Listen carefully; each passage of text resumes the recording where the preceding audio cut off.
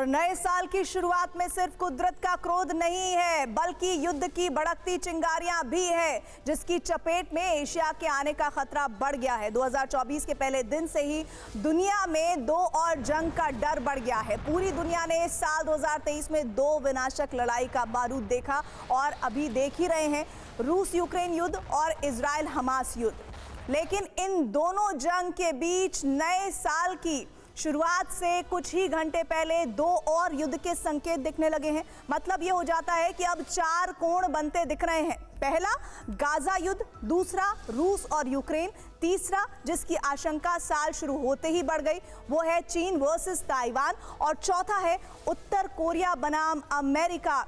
एक एक फ्रंट के बारे में आपको सिलसिलेवार तरीके से बताएंगे, लेकिन सबसे बड़ी जानकारी इस वक्त ये आ रही है कि पहले तीसरे विश्व युद्ध की दहशत जो बौद्ध धर्म गुरु दलाई लामा को महसूस हुई है उसके बारे में आप थोड़ा जान लीजिए।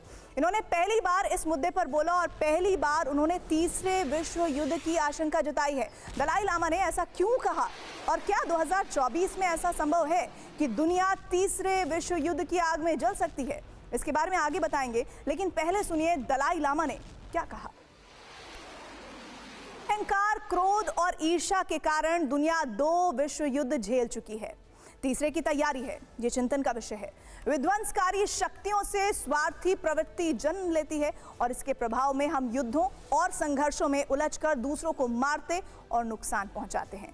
दलाई लामा ने जो कहा आपने सुना, लेकिन इसके पीछे का मतलब क्या है, अब इसे भी समझते हैं।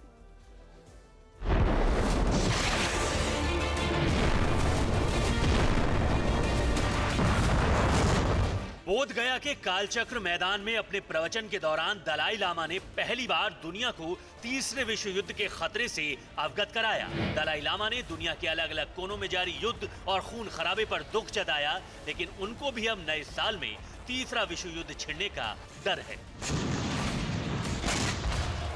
दलाई लामा को यह खतरा क्यों महसूस हो रहा है? क्या यह मुमकिन है कि 2024 में तीसरा विश्व युद्ध शुरू हो जाए? असल में दुनिया में जिस तेजी से हालात बदल रही हैं, शायद उन्हीं को देखते हुए ऐसा लग रहा है। आशंका पहले से जताई जा रही है, अब बौद्ध धर्मगुरु को भी यही लग रहा है। अभी दुनिया भर में युद्ध का तनाव बढ़ता जा रहा है। गाजा में भीषण जंग जारी है, तो रूस यूक्रेन युद्ध के 2 साल पूरे होने वाले हैं। 2022 में जब रूस ने यूक्रेन पर हमला बोला था, तब किसी ने भी नहीं सोचा था कि अगले साल यानी 2023 में मिडिल ईस्ट में भी मोर्चा खुल जाएगा। लेकिन 7 अक्टूबर के बाद से इस इलाके में भी बारूद बरसने लगा। इसलिए सवाल ये है, क्या 2024 में तीसरा विश्व युद्ध होकर रहेगा? लग तो यही रहा है।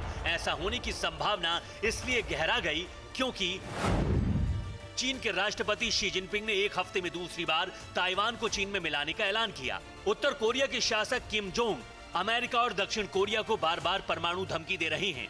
वहीं मध्य पूर्व में गाजा युद्ध के दौरान ईरान बनाम अमेरिका की जंग के आसार भी दिखाई दे रहे हैं। मतलब ये कि हर कोने में बारूदी चिंगारी भड़क रही है और इसका विस्फोट तीसरा विश्व युद्ध करवा कर रहेगा, जिसकी दहशत 2024 में पहली बार दलाई लामा को भी महसूस हो रही है।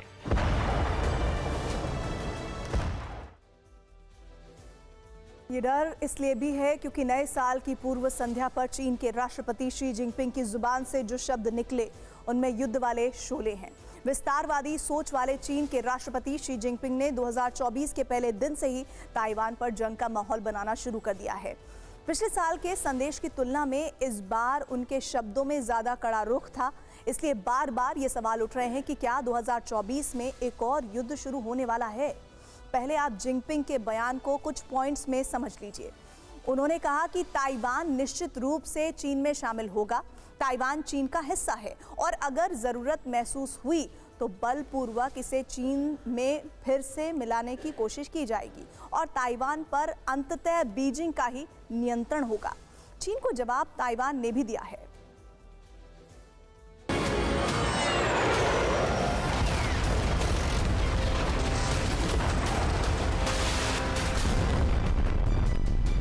नया साल शुरू होते ही चीन वर्सेस ताइवान होता दिखाई देने लगा।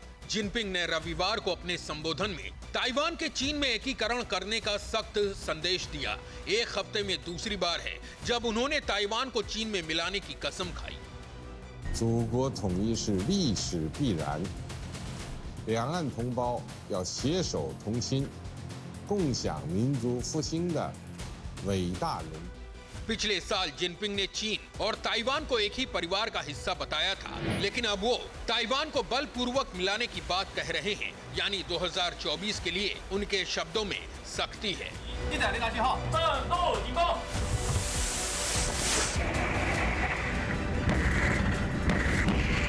जिनपिंग के इस बयान में धमकी और चेतावनी से ज्यादा बौखलाहट और तिलमिलाहट है, क्योंकि ताइवान ने भी हर मौके पर उसे करारा जवाब दिया है। ताइवान में 13 जनवरी को राष्ट्रपति चुनाव हैं। उससे ठीक पहले धमकी देकर चीन ने ताइवान पर सैन्य दबाव बढ़ा दिया है। ताइवान की राष्ट्रपति साई इंग-वेन ने अपने नए साल के संबोधन में कहा कि बीजिंग चुनाव में हस्तक्षेप करने की कोशिश कर रहा है। 增加国际合作的同时，我们也期盼两岸之间能够负起共同的责任。我们期盼两岸尽速恢复健康有序的交流，也期盼以和平对等。 हालांकि इस बार जिनपिंग की धमकी को हल्के में नहीं लिया जा सकता है, क्योंकि चीन ने पिछले हफ्ते ही नेवी कमांडर जनरल डोंग जुन को नया रक्षा मंत्री बनाया है। चीन के इतिहास में ऐसा पहली बार है जब नौसेना के किसी अधिकारी को ये पद मिला। सबसे बड़ी बात ये कि जनरल डोंग जुन ताइवान के लिए बनाई गई थिएटर कमांड और दक्षिण चीन सागर में काम कर चुके हैं। यानी चीन ने एक रणनीति के तहत रक्षा मंत्री उस अधिकारी को बनाया जो ताइवान के इलाके को अच्छे तरीके से समझता है, और इसी के बाद शी जिनपिंग ने अपनी विस्तारवादी मंशा जाहिर कर दी। चीन और ताइवान की दुश्मनी की कहानी बहुत पुरानी है। ताइवान 1949 से खुद को आजाद मुल्क मान रहा है। 14 देशों ने उसे मान्यता दी है। उसके साथ कूटनीतिक रिश्ते बनाए। ताइवान में अपना संविधान है, वहां चुनी हुई सरकार है, जिसे जिनपिंग मान्यता देने को तैयार नहीं, क्योंकि वो उसे अपना हिस्सा मानते हैं और ये दोनों देशों में तनाव की बड़ी वजह है।